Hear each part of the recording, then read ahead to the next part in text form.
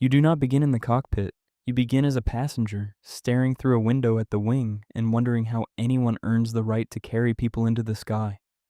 The dream becomes a decision at a kitchen table covered in course brochures, medical forms, training costs, and application papers. Flying is no longer a fantasy. It is a commitment that will demand time, money, discipline, and patience. At flight school, the aircraft looks smaller and more fragile than airliners. You arrive in ordinary training clothes, nervous but determined, watching instructors perform checks that seem effortless. Airspeed, altitude, attitude, trim, lookout, radio calls, and checklists begin filling your head.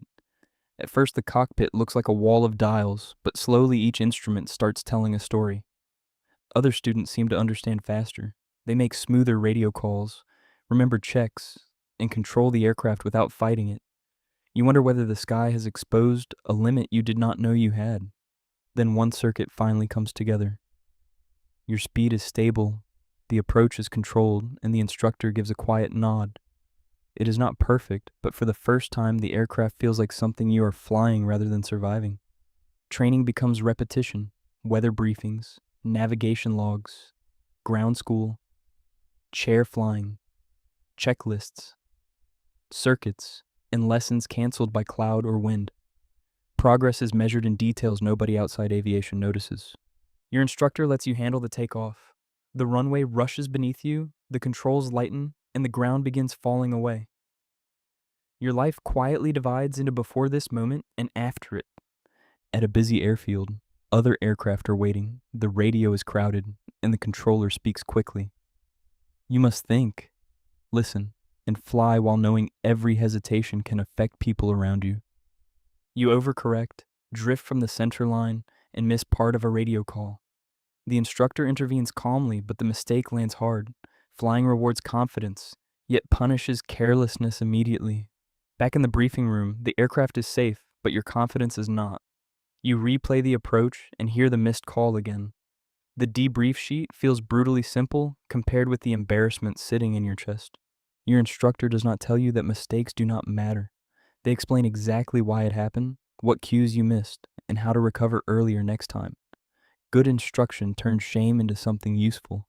You return to the chair, the checklist, and the simulator.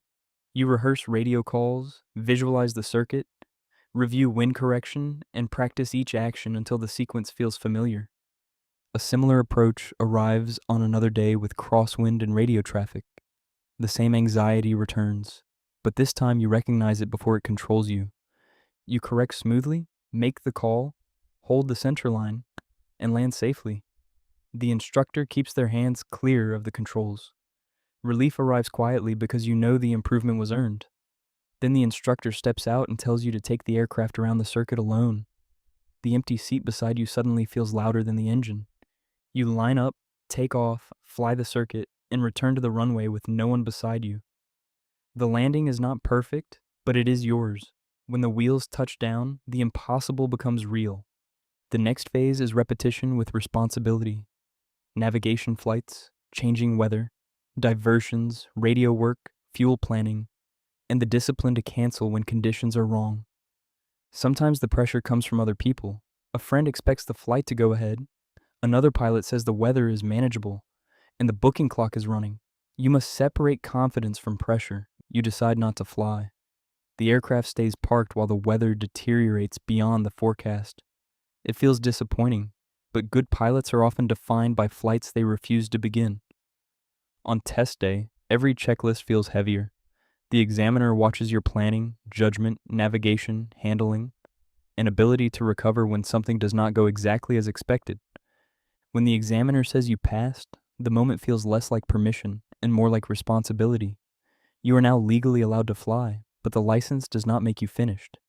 Even after success, doubt remains. You sit alone beside the hangar at sunset, looking at the aircraft and wondering whether you could handle the next level. Training follows you home through missed weekends, financial pressure, unread messages, and family plans built around weather and availability. The dream is exciting, but it quietly borrows from the rest of your life. Commercial training raises the standard. Accuracy, consistency, professionalism, and decision-making matter on every flight. Good enough is no longer good enough when flying is meant to become a career. Under the hood or in cloud, the outside world disappears. Your senses suggest one thing while the instruments show another. You learn to trust procedure when instinct becomes unreliable. In the simulator, an engine fails at the worst possible moment. Warning lights appear, workload rises, and the lesson becomes clear. Panic wastes time you do not have. Now flying is no longer about individual skill alone. You learn briefings, callouts, monitoring, challenge and response, and how to speak up when something does not look right. The airline assessment combines interview, aptitude testing, technical knowledge, teamwork, and simulator performance. They're not only asking whether you can fly, they're asking whether others can safely work with you. When the job offer arrives, you read it twice. The dream is finally real, but the training ahead is bigger than anything before it. The jet is larger, faster, and more complex. You learn systems, flows, limitations, memory items, procedures, and abnormal scenarios until they begin appearing in your sleep.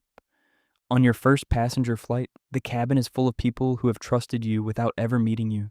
The uniform looks confident even when you are still learning. The engines spool up, the runway lights stretch ahead, and training becomes action. Every call out and movement matters because the aircraft is accelerating too quickly for hesitation. At cruise, the world looks peaceful. The calm exists because the crew continues planning, monitoring, checking weather, fuel, systems, and the route ahead. Not every difficult day begins with a warning light. Delays, tired passengers, crew pressure, tight turnarounds, and disrupted plans test patience and professionalism. A storm blocks the destination. You brief the crew, check fuel, review alternates, coordinate with control, and make the safer decision to divert while passengers wonder why the plan changed. The diversion creates complaints, missed connections, and pressure from operations. Safety decisions can be unpopular when people only see the delay and not the risk you avoided. You explain the weather, fuel state, and operational reasoning clearly. You do not apologize for choosing the safer option, but you communicate with respect and take responsibility for the consequences. Over time, the captain gives you more decisions. Trust grows through briefings, judgment, honest communication, and hundreds of small professional actions. Command training begins. The left seat is not simply a better view. It is final responsibility for the aircraft, crew, passengers, and every decision when the situation becomes uncertain. You welcome passengers aboard as captain. The sentence sounds ordinary until you hear yourself say it and realize how long the journey has been. On a stormy night, approach, weather shifts, fuel is limited but safe, the runway appears and disappears through cloud, and the crew waits for your decision. You stay ahead of the aircraft and keep the option to go around. Years later, you return to the flight school and watch a nervous student struggle with the same controls that once overwhelmed you. You recognize the fear immediately because you carried it too. Being a pilot was never just flying above the world, it was earning trust through preparation, judgment, teamwork, and the willingness to choose safety when nobody outside the cockpit could see why. Scene 45. In car. The flight deck sits empty in early morning light. A captain's cab rests beside a checklist while another aircraft departs beyond the window. The journey continues with another crew, another flight, and another responsibility.